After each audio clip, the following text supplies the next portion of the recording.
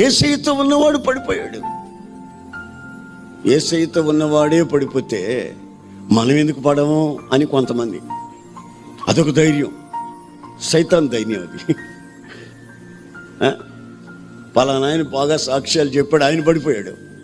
పలానాడు పాటలు బ్రహ్మాండంగా పాడేవాడు, ఆడు పడిపోయాడు. పలానా పాస్టర్ కూడా పడిపోయాడు. ఈ మధ్య ఈ పడిపోయిన వాళ్ళని చూసుకుంటూ కూర్చుంటూ నువ్వు పడతావు.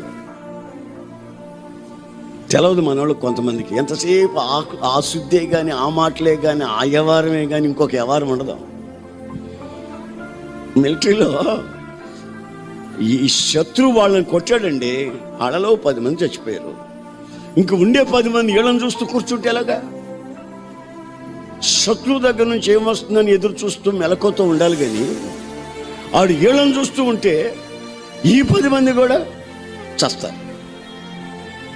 అందుకని ఈ పడిపోయే వాళ్ళని గురించి ఊరికే మాట్లాడుకునే దానికంటే కూడా మనం ఎందుకు పడిపోతున్నామో అనే సంగతిని కొంచెం ఆలోచిస్తే మనకి ఇంకా పునాది లేదు.